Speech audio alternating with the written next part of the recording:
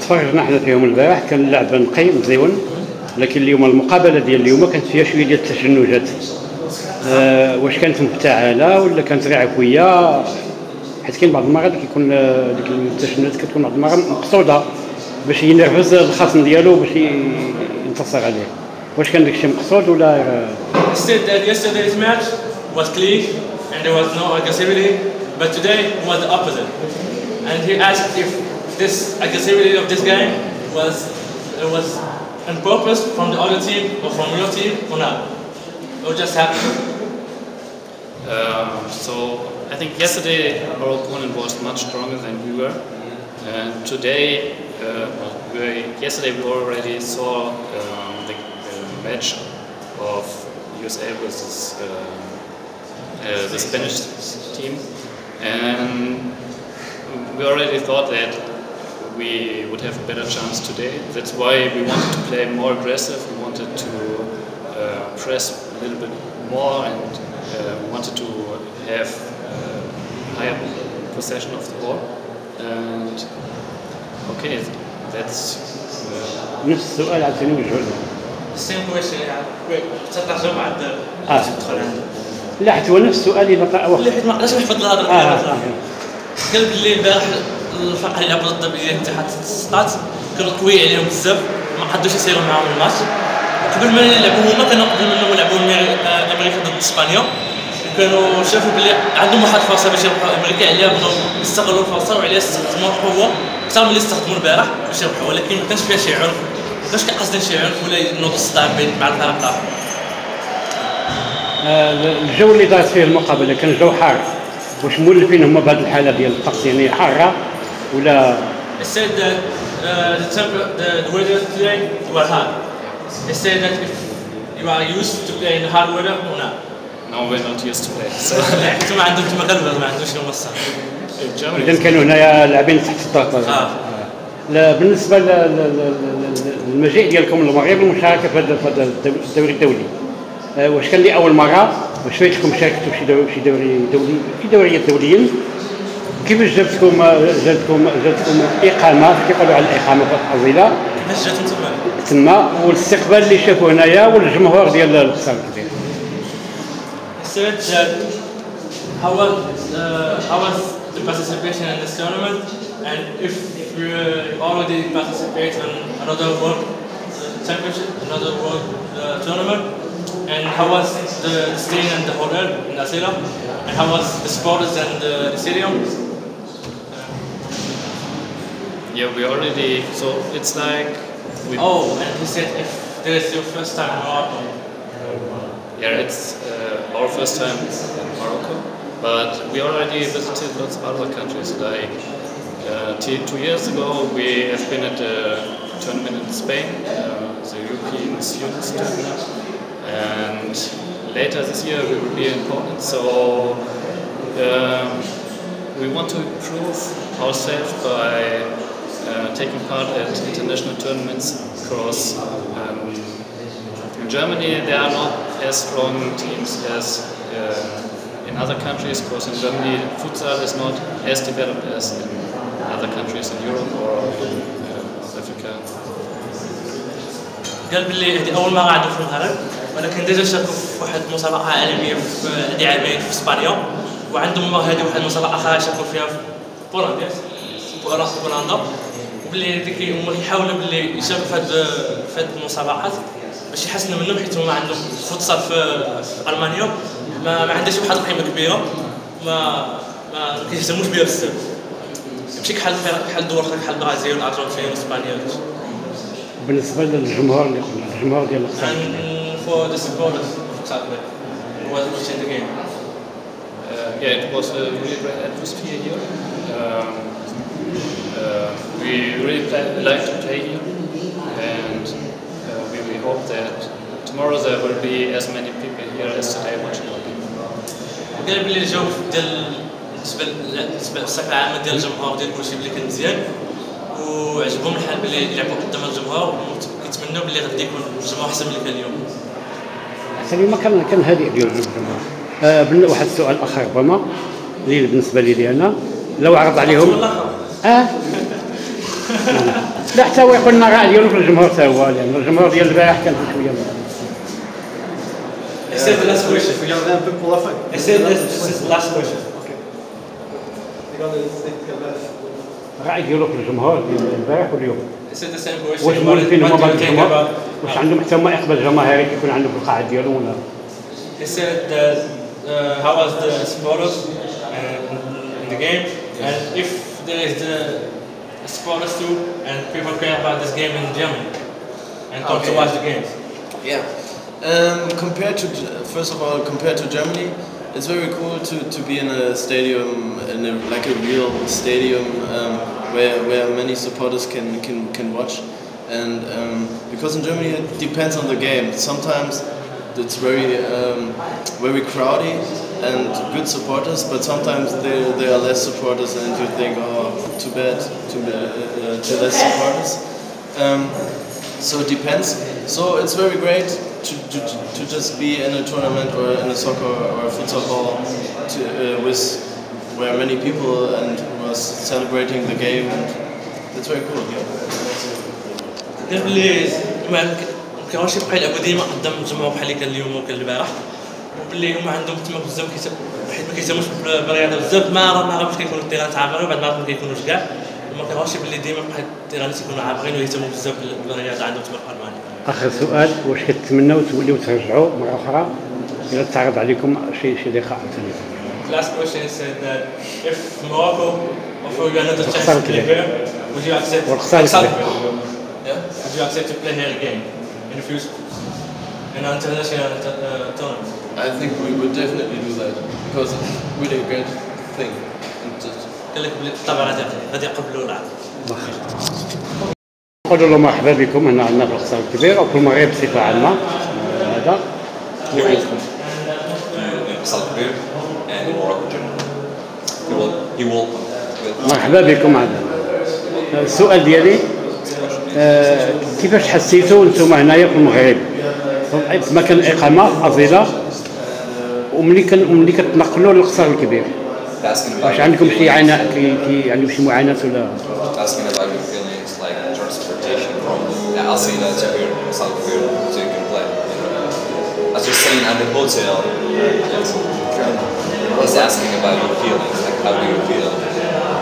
You're staying in the hotel, like you have to come every day here in South here so you can play. You know this is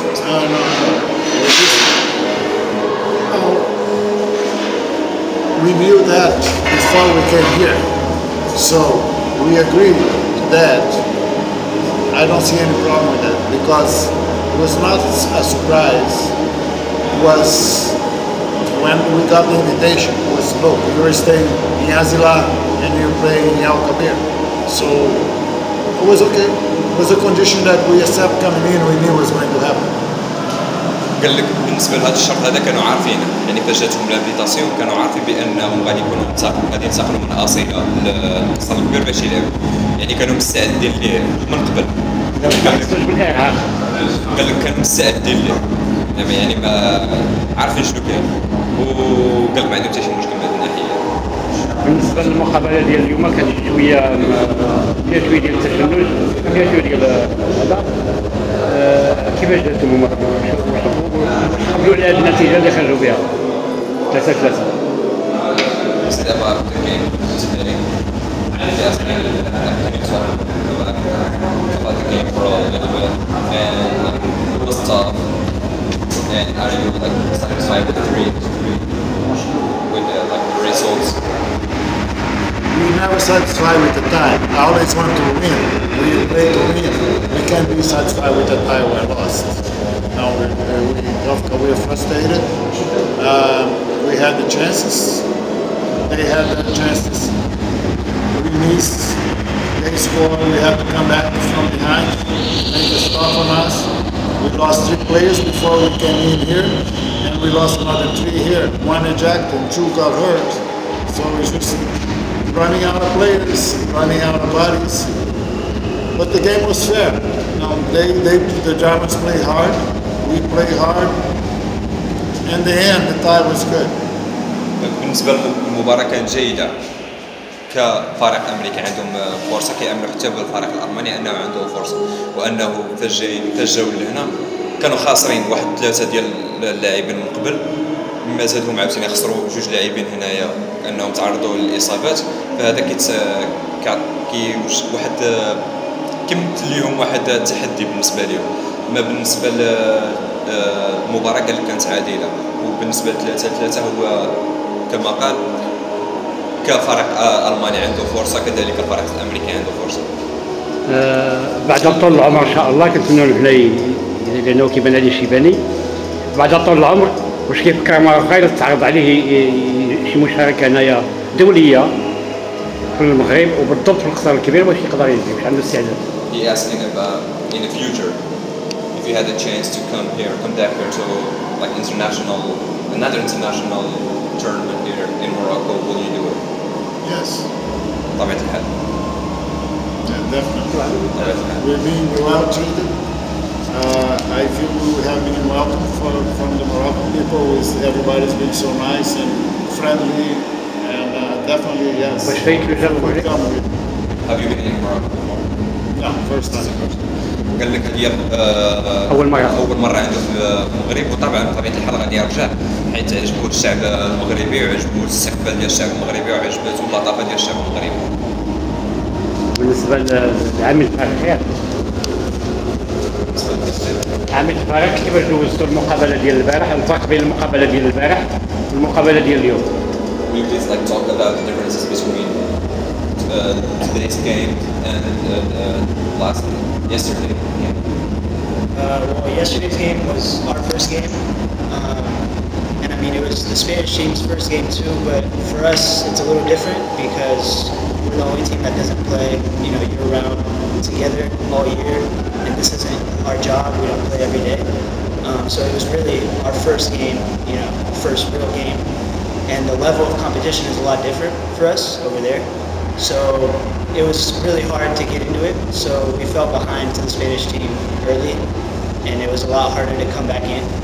And with this game, we were a little more comfortable, and so it was, we were more used to the pace and the level of the game. So I think that's what made us play a little better, or the result came out better than yesterday's game. كيقول بالنسبة المقابلة ديال البارح كانت أول مقابلة، وكانت بحال جمع شمل ديال الفريق ديالهم، اللي كان صعيبة شوية يتأقلموا مع بعضياتهم. وهذه بالنسبة للنقطة الأولى. بالنسبة للنقطة الثانية أنهم جاهم المستوى ديال الفريق الإسباني طالع شوية عليهم، وخسروا التركيز وخسروا القوة داخل الملعب في البداية ديال المقابله، مما خلى الفريق الاسباني هرب عليهم. وبالنسبه للاخر اليوم كانوا كيحاولوا ما امكن يتحكموا في داخل الملعب، مما خلاهم يحسنوا من المستوى على مستوى النتيجه، مما خلاهم يحسنوا. السؤال ابو الى تعرض عليه مره اخرى ينظم عاوتاني حتى هو عنده واحد المساهمه في التنظيم وهو محترف، واش الا تعرض عليه يقبل يزيد يتعامل مع الجمعيه اللي تعاملت معها ديال لوكوس ينظم فيها؟ Will you accept like organizing another tournament here, especially with this team, the host team, Lucas? Je vais parler en français. Oui. Je connais minimum les personnes du Maroc. Je sais leur capacité et je sais qu'ils ont une ambition, une très grande ambition pour le sport et en général pour le futsal. Quand on m'a donné le projet pour développer avec eux, je l'ai mis quelques conditions, des conditions qui sont nécessaires pour faire un événement comme celui-là. Je lui ai demandé des garanties et dans ce que j'ai demandé, ils ont réussi dans le temps, dans les conditions, ils ont réussi à avoir tout ce qu'il y a besoin pour faire un tournoi international. Je crois que pour la première édition, pour une première fois dans une ville comme Kza El Kibir, pour des personnes qui n'ont jamais organisé,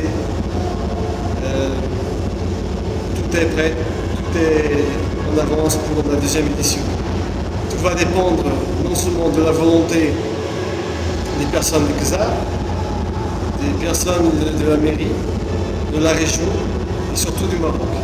Vous avez toutes les conditions, vous avez tous les ingrédients nécessaires pour continuer et évaluer son tournoi. خويا لاصال بالنسبه للقاعه كيفاش جاتو القاعه واش كتفتقر مازال شي تزييزات صغيرين اللي خصها تضاف عليها ولا لا ككليماتيزاسيون ولا شي Because like any problems, do you see anything you have to add to it about the organization, for example, adding the air conditions or something like that? Yeah. Des petits détails qu'il faut revoir dans le futur, oui, il y en a quelques-uns. La question de la température, c'est une chose qu'on ne peut pas éviter. C'est le temps qu'il y a au Maroc.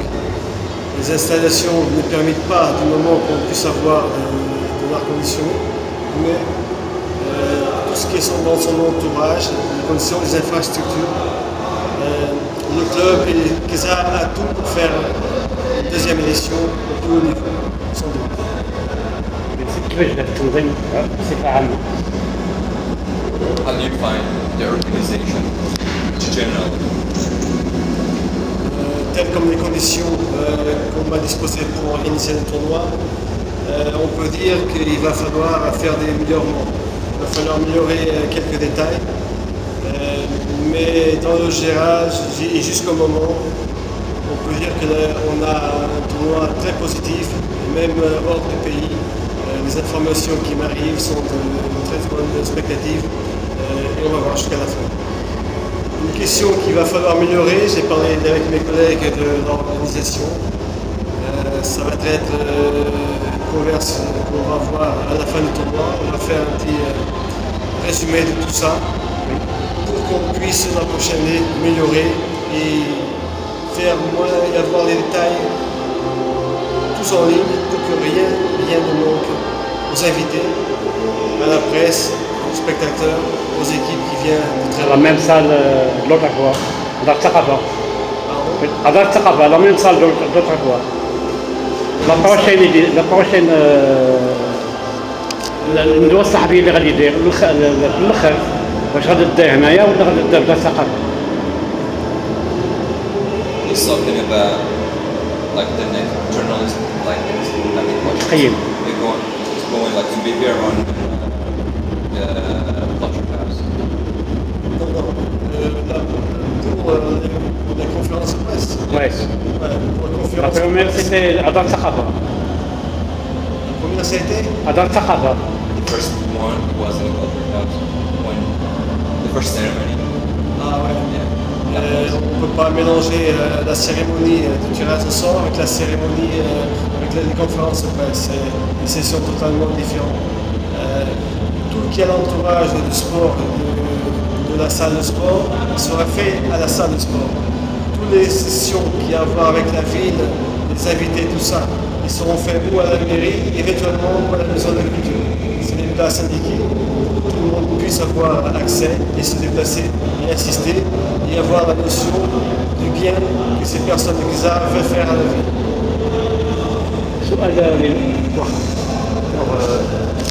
Comment vous avez trouvé comme organisateur de cette tournoi? Alors comment vous trouvez les gens qui travaillent dans cette tournoi? Bon, ils sont formidables. Les gens qui sont en train de nous aider à l'organisation du tournoi sont vraiment incansables, sont vraiment super. Parce qu'on leur demande quelque chose et ils laissent tout pour nous aider. Ça, c'est un point très positif que les Marocains ont. C'est un point très positif que vous avez pour une prochaine édition, sans doute. Et pour le public, comment vous trouvez le public de cette ville? Je vous confesse qu'hier j'étais un peu pessimiste quand j'ai venu ici. Je ne savais pas si on allait y avoir beaucoup de monde à assister au match. Je suis resté très impressionné, beaucoup impressionné positivement avec le match d'ouverture. C'était une chose que je n'ai jamais vue. Je suis dans le sport du futsal il y a déjà quelques années. J'ai déjà assisté à beaucoup de matchs internationaux, Benfica, Sporting, Barcelone, où il y a beaucoup de monde, des matchs avec 2 000 ou 3 000 personnes.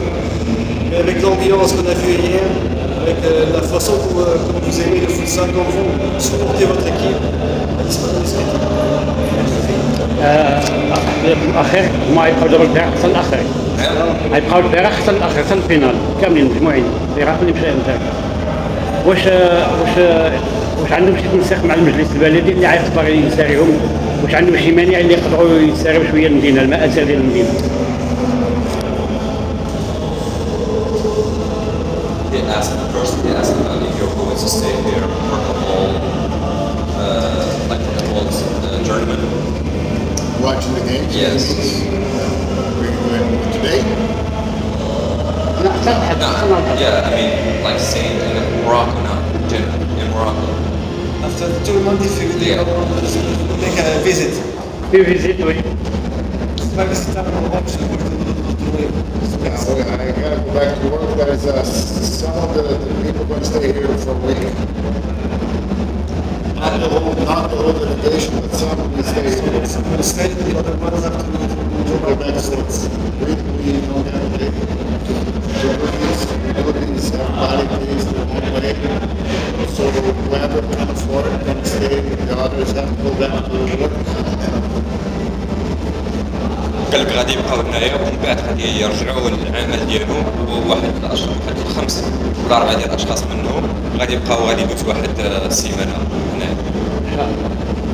كنشكركم على اتساع الخطر ديالكم على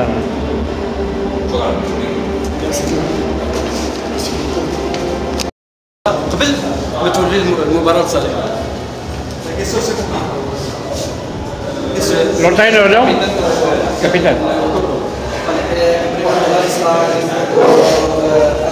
En primer lugar, está agradeciendo el equipo español, en este caso vuestro equipo salesiano de Córdoba, y dice que habéis hecho un partido muy bueno, sobre todo a nivel defensivo, y destaca que no lo habéis manejado, cómo habéis sentido la presión que ha hecho el otro equipo en la primera parte. ¿Cómo habéis sentido esta presión? ¿Cómo lo habéis manejado?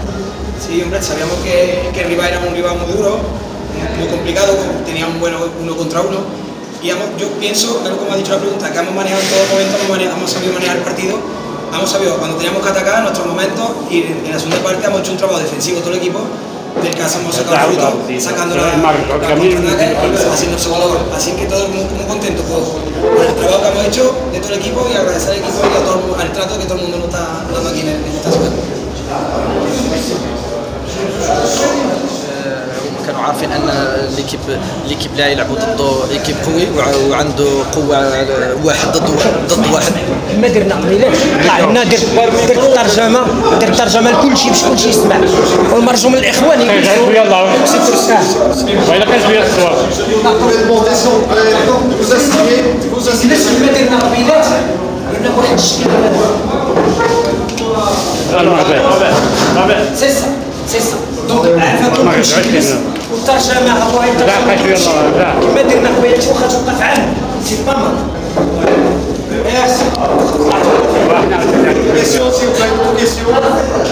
لا ولا شوف كما اتفقنا باردون شوف بور لي بريس شوف عفاكم تعطيونا لو نوم اي لو برينون اي لو سيت كي ريسبونسابل دو بريس شوف تعطيونا اسم صحفي والموقع ديالو ويطرح السؤال بالعربيه وكاينه الترجمه السؤال باش المدرب ولا اللاعب الجواب تترجم واللي غيجاوب صافي شكرا عطيه الجواب ديال دابا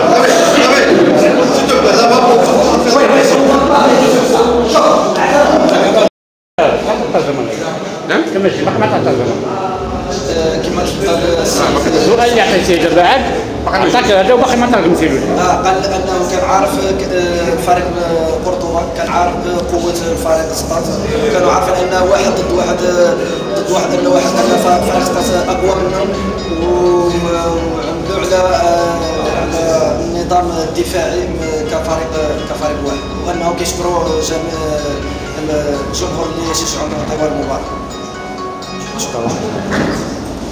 محمد صار بليس كنبغي نسول يعني الفريق الاسباني اللي قاد واحد المقابله رائعه، كان شفنا واحد النوع الحماس يلعب يعني هذا النهار اليوم.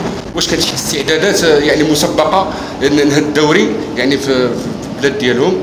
وثم واحد السؤال اخر، واش هاد الاجواء الحراره اللي كاينه في يعني كتعيشها في المدينه وخصوصا القاعه، واش ما حسوش بالعياء لان لعبوا بواحد النفس عالي؟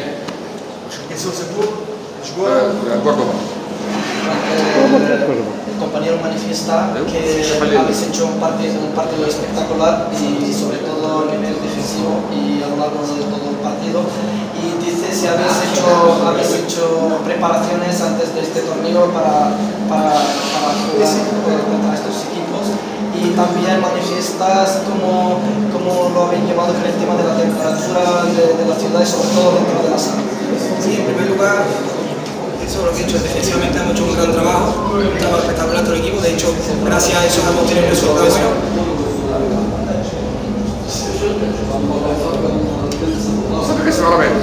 لا ولكن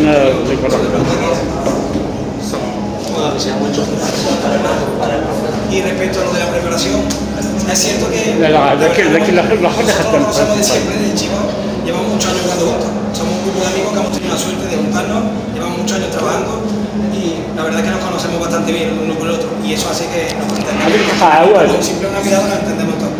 Y lo del calor, nosotros vivimos en Córdoba, en Andalucía,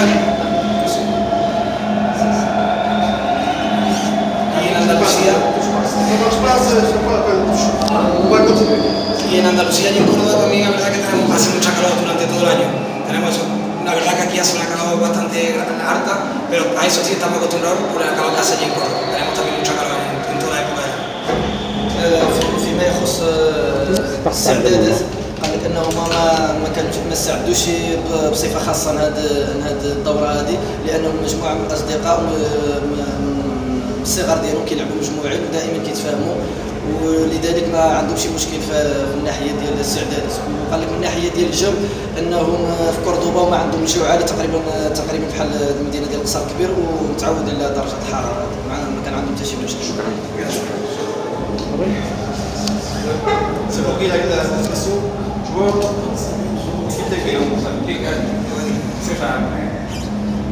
يوسف بغيت نوقع اليوم جريده الكترونيه وطنيه.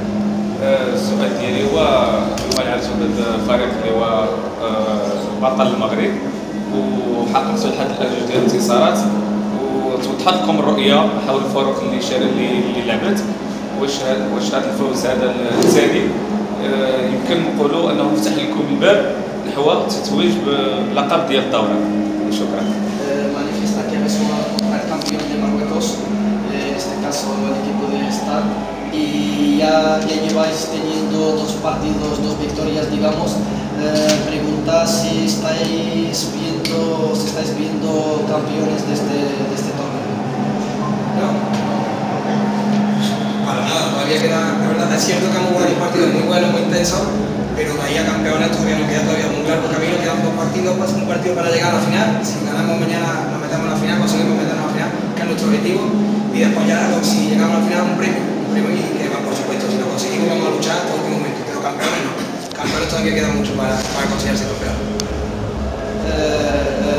الفريق الكابيتان الفريق البرتغالي يقول انه باقي بزاف باش يديو الكاس، لانه ما كيشوفوش راسهم هما اللي عندهم الافضليه في الدوري، باقي لهم جوج ماتشات باش يوصلوا للدوري النهائي، وليس عندهم احسن فريق. وشكرا. زيد يوسف عزيز. بالنسبه للاطوار ديال المقابله، الشوط الاول كان يعني فيه يعني حماسي، والنتيجه بقات 1-0 حتى الدقائق الاخرى. الهدف الثاني والثالث ربما جا مع الاستفاقه ديال الجمهور، باش الجمهور المغربي شكل له واحد الحماس باش انهم ناخذوا الهدف الثاني والثالث، باش شفنا الجمهور على انه ثلاث مقابل هو جالس. استفاقه الجمهور توجت بالهدف الثاني والثالث، واش هادشي يعني الجمهور يمكن ما وصلوش، الجمهور المصري كان سبب انه يحبس اللعابه ويشحنهم باش يحصلوا على النتيجه ديال 3-0 في الاخر.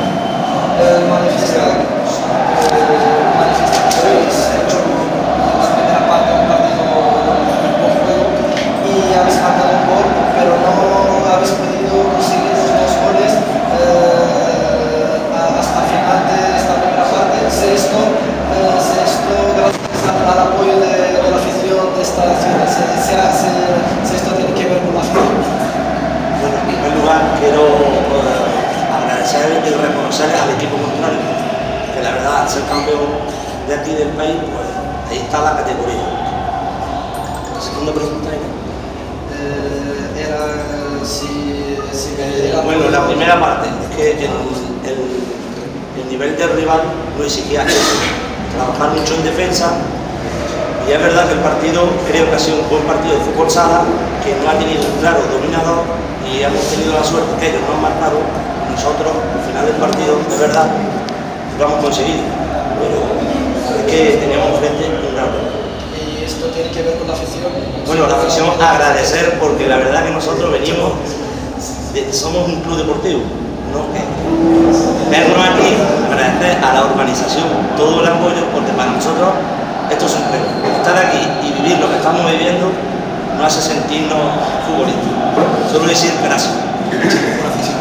كيقول بالفعل كتموا مقابله صعبه انه تشرف معرفه الفريق الخصم بما انه البطل المغربي عده مرات لانه كيقول بالفعل الفريق انهم تفاجئوا بهذا الحماسه ديال الجمهور ديال مدينه بصر كبير وهذا الدعم ديالو ليهم خلاهم يحسوا انهم لعبه في مستوى كامل. كيشكر جميع الجمهور والناس اللي شجعوا.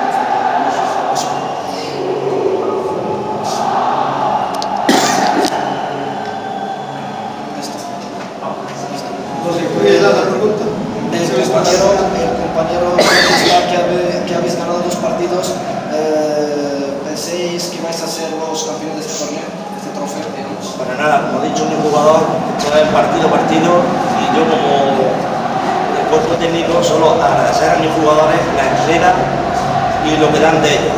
Solo decir que nosotros jugamos para divertirnos y hacerlo a ellos.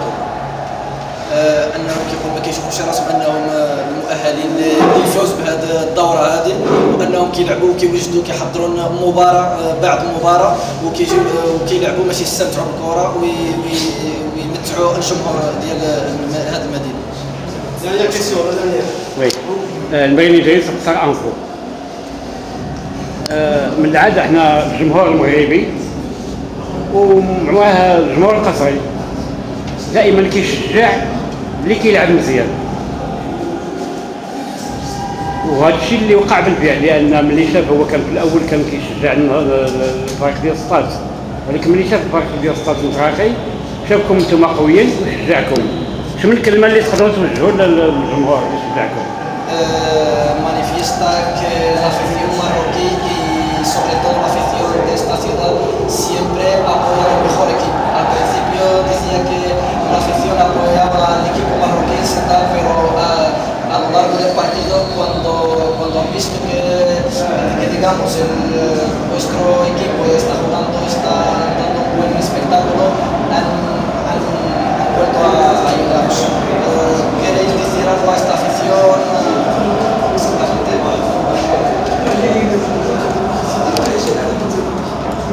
Sí, hombre, claro, como ha dicho mi entrenador, tengo que agradecer, estoy muy agradecido todo, porque que estemos tan lejos de casa, que estemos tan lejos de nuestra ciudad, que llegamos aquí y que nos traten de esta manera, que estén con nosotros en todos los minutos, desde la primera hora del primer partido han estado con nosotros, animándonos. Eso es para agradecer, para sentirnos más agradecidos y vamos a estar agradecidos hoy y vamos a estar siempre agradecidos. Es de hecho por esa afición. اللعب كيشير بالتحيه ديال الجمهور والدعم ديال الجمهور وكيبغوا يشجعوا من الدقيقه الاولى حتى الدقيقه الاخرى وانه ماشي مدينه بعيده ومدينه خارج المغرب وكيشجعوهم بهذه الطريقه هذه دائما غيتشكر لهم وعمره ما غينسى هذه التشجيعات وخايمشيو في حالهم في الديار ديالهم. الله يجزاك خير.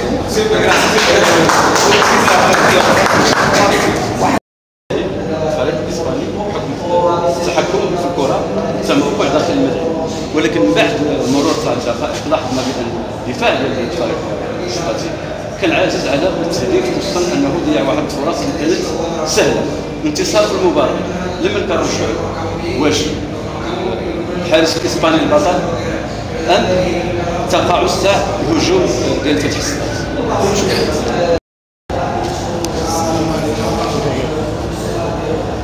اولا نشكر الحماس بعدا اللي صاراني على هذا الحماس اللي خالقينه هذه اللجنه المنظمه. اما فيما يخص السؤال ديالك هادشي كنرجعوه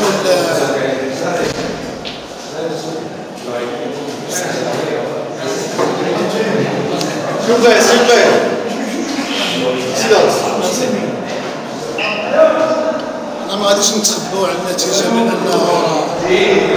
راه لعبنا كره، لعبنا مع فريق اللي هو شاب حتى هو فرقه مزيانه، ما نقصوش من ابار الحكم ابار الحارس، حتى اللعابه عندهم مزيانين. الحارس كان حنايا شويه العيال لانه اللعابه ديالنا داخلين كونسونطراسيون مع المنتخب، يلا تلقاهم غير اليوم باقي ما جاوش.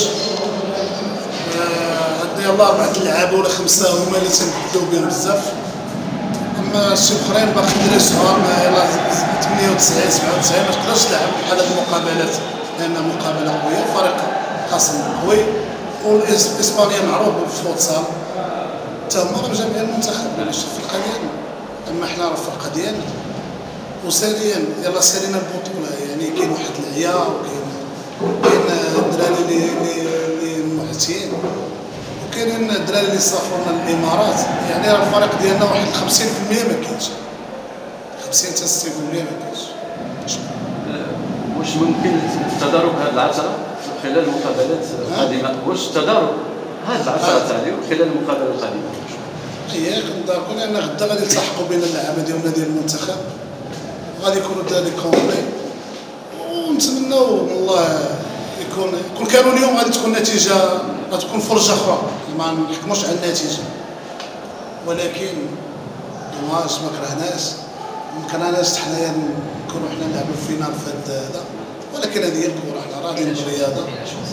لا شانس، لا باقي غدا غادي نلعبوا ان شاء الله ونداركوا هذه النتيجه هذه. شكرا. Prochaine question. المريني دريس صار انكو سي البارحه كنتو دوزتوا واحد المقابله ممتازه بزاف، كانت حتى المعنويات ديال اللاعبين مرتفعه، ولاحظنا داك الشيء خلال المقابله متابعه المقابله. اليوم واش كاين شي سبب اللي خلاكم يعني بنتو ضعاف قدام اسبانيا، مع علم ان هادو كيقولوا هما غير ماشي فريق محترف، كيقولوا هما فريق ديال المدرسه. الفرق ديالهم؟ فريق مدرسي ديال المدرسه. حنا ماشي بنات. السؤال ديالنا اللي سولنا لواحد منهم. لا حنا ماشي ضعاف وما بناش ضعاف، حنا بالعكس كنا قويين، غير حنا ملي تماركانا البيت في الاول ولينا باغيين ماركيو قبل الوقت. الدراري داروا بالهم باش يماركيو قبل الوقت، هذا هو اللي جعلنا هادشي جعلنا حنا نعياو نيت كاع، ولينا كنقلبوا على البيت، ولينا متنرفزين، ولي رومبلاسون قلال ما كاينينش، ديما تنرجعوا لي رومبلاسون راه كيبدلوا كاملين، لانهم كيبونتوش كيلاعبين، اما حنا يلاه كاين 6 دراري ولا 7 اللي قادرين يلعبوا معاهم، اما الاخرين دراري صغار ما نقدروش نغامروا بهم بحال هاد المقابلات. اخر سؤال غادي نطلبوا لك انا، التوقعات ديالكم من هذه المقابله اللي عاد حاليا ما بين فريق النادي القصري وهو الفريق المنظم وبين الاهلي الاماراتي، التوقعات؟ وانا ما شفتهمش بجوج صراحه، ما شفتش لا النادي القصري والامارات، شفتهم شي 5 نقاط. الامارات لا ما نقدرش نحكم على حتى انا ما تفرجتش فيهم بجوج، لا هذيك تفرجت فيهم 5 نقاط والنادي القصري ما تفرجتش فيهم، هذا ما نقدرش نتكهن نقول شي حاجه اللي ما عارف عليها والو. الراي ديالك الجمهور؟ الجمهور كنشكرهم لان ناس رياضيين تشجعوا اللي كيلعب الكره، وحنا جد فرحانين كاستاتيين، فرحان بهم حتى هما لانهم كيلعبوا هما الاسبانيين يلعبوا باش يصفقوا عليهم، كيلعبنا حنايا تنصفقوا عليهم. الصراحه ناس رياضيين تبارك الله عليهم وكنشكرهم من هذا المنبر. يوسف قبيت جاي اليوم في الالكترونيه، فريق الوطني حصل على البطوله وبطل